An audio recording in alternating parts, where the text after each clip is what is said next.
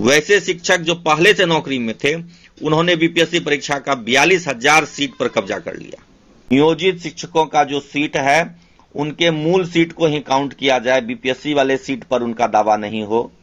उनको अपनी ही सीट पर राज्यकर्मी घोषित कर दिया जाए, बीपीएससी कैडर घोषित कर दिया जाए। जब यह बीपीएससी का नोटिफिकेशन आया था, उसी समय से मैं बार बार कहता था कि जो नियोजित शिक्षक हैं, उनके लिए बीपीएससी की ओपन कंपटीशन नहीं, बल्कि अलग से विभागीय परीक्षा होनी चाहिए थी। लेकिन उस वक्त शिक्षक अभ्यर्थी मेरा विरोध करते थे, कहते थे कि नहीं, अगर हिम्मत है तो नियोजित शिक्षक भी बीपीएससी परीक्षा दें।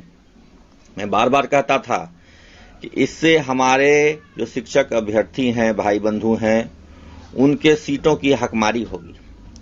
लेकिन उनको लगता था कि ये 2-4 हजार पास करेंगे ज्यादा से ज्यादा। मेरी बात से सहमत नहीं होते थे। हालांकि खुशी की बात है कि अधिकांश नियोजित शिक्षकों ने हमारी बात मानकर फॉर्म नहीं भरा। इसके बावजूद करीब 63,000 नियोजित शिक्षकों ने फॉर्म भरा, और उस 63,000 में से जो खबर मिल रही है कि 42,000 शिक्षकों ने बीपीएससी परीक्षा पास कर ली है। आप सोच सकते हैं कि 63 में से 42 यानी 2/3 शिक्षकों ने परीक्षा पास कर ली। अब शिक्षक अभ्यर्थी अपने आप को ठगा महसूस कर रहे हैं। वो कह रहे हैं कि हमारे ज्यादातर सीटों पे तो नियोजित शिक्षकों ने ही कब्जा कर लिया है, उन्हीं का हो गया है, हमारा नहीं हो पाया। आप सोचिए हमारे अभ्यर्थी भाइयों, उस समय आपने अगर हमारा साथ दिया होता और नियोजित शिक्षकों को बीपीएससी की ओपन कंपटीशन के बदले विभागीय परीक्षा का समर्थन किया होता, तो आज 42,000 शिक्षक अभ्यर्थी नौकरी में होते। जो बेरोजगार हमारे साथी बैठे हैं, उनकी नौकरी होती। उसके बदले क्या हुआ, वैसे शिक्षक जो पहले से नौकरी में थे, उन्होंने बीपीएससी परीक्षा का 42,000 सीट पर कब्जा कर लिया। अब आप अपने आप को ठगा महसूस। कई सारे ट्विटर हैंडल्स कोसते थे, मैसेंजर पर, व्हाट्सएप पर मुझे मैसेज करते थे, डीएम करते थे ट्विटर पे कि अपने तो कोई पास कर नहीं सकते हैं परीक्षा, हम लोग के परीक्षा को डिस्टर्ब कर रहे हैं, दम है तो पास करके दिखाइए। लीजिए भाई, नियोजित शिक्षकों ने दम दिखा दिया ना, पता चल गया ना नियोजित शिक्षकों की क्या हैसियत है। अब आप क्या करेंगे? अब आपके सामने क्या विकल्प है? 42,000 अभ्यर्थियों के सीट खा गए ना नियोजित शिक्षक। अगर आप उस समय सरकार से डिमांड करते कि नहीं, नियोजित शिक्षकों को इस परीक्षा में बैठना अलाउ मत कीजिए, सबका एक संवर्ग बनाइए, नियोजित शिक्षकों के लिए विभागीय परीक्षा आयोजित कीजिए, तो आज 42,000 शिक्षक अभ्यर्थियों की नौकरी होती कि नहीं होती। लेकिन आप लोगों ने ओवर कॉन्फिडेंस और अभिमान में आकर के हमारा विरोध किया। उसका फल क्या हुआ? आज 42,000 शिक्षक अभ्यर्थी अपनी नौकरी से हाथ धो बैठे।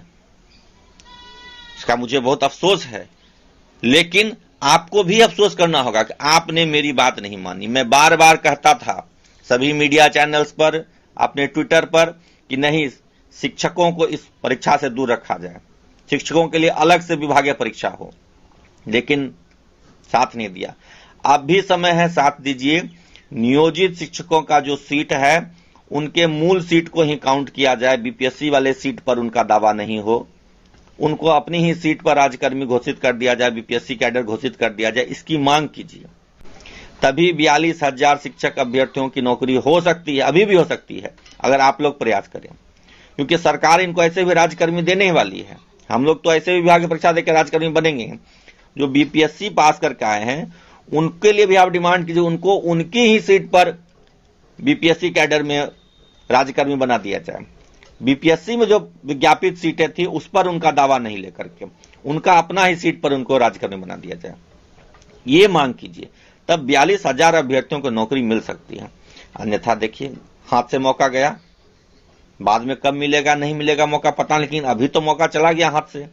अब आप लोग इंतजार करते रहिए क्या होता है नहीं होता है। इसलिए साथियों, हम लोग अगर कोई बात कहते हैं तो बहुत ही दूरगामी सोच के साथ बात कहते हैं, बहुत दूर की बात सोच के कहते हैं। आप लोग हमारा विरोध करने लगते हैं। विरोध करना है कीजिए, लेकिन लॉजिकली सोचिए, आज 42,000 शिक्षक अभ्यर्थियों की नौकरी क्यों गई? सरकार की गलत नीतियों की वजह से गई, और आप लोगों ने भी हमारा साथ न देकर सरकार का साथ दिया, इसलिए गई। सर ज्योग्राफी में सेकंड ऑब्जेक्शन मांगने पर भी ज्योग्राफी का एक भी क्वेश्चन को ठीक नहीं किया गया। मैंने 3 क्वेश्चन पे ऑब्जेक्शन किया था 1500 रुपए लगा करके, क्योंकि फर्स्ट ऑब्जेक्शन में ऐसा नहीं था, लेकिन सेकंड ऑब्जेक्शन में जो है ना 500 रुपए पर क्वेश्चन मांगा गया था, लेकिन एक भी क्वेश्चन को ठीक नहीं किया गया। पता नहीं अतुल सर क्या कर रहे हैं, कुछ समझ नहीं। हमको ये समझ में नहीं आ रहा है कि अतुल सर बार बार ये कह रहे हैं कि जो भी चीज हो रहा है बहुत क्लियर हो रहा है और सभी विशेषज्ञ के द्वारा जो है कि मतलब चेक करके बनाया गया है आंसर की, फिर भी समझ नहीं आ रहा है कि आखिर ये क्यों हो रहा है। और जैसे कि मेरा क्वेश्चन का सीरीज था सर, डी सीरीज था, और मैं बताना चाहूंगा कि उसमें क्वेश्चन का जो नंबर है सर, मेरा डी सीरीज है और सर क्वेश्चन नंबर जो है 31 है ज्योग्राफी का सर, ज्योग्राफी का 37 नंबर क्वेश्चन और ज्योग्राफी का sir 34 number question 34। Second provisional answer की जब जारी किया गया था तो जाकर के ऑब्जेक्शन करने के लिए कहा गया था, तो मैंने ऑब्जेक्शन किया 500 रुपए देकर के, और उस पर एक भी सुनवाई नहीं हुआ। पता नहीं क्यों नहीं हुआ, समझ में नहीं आ रहा है।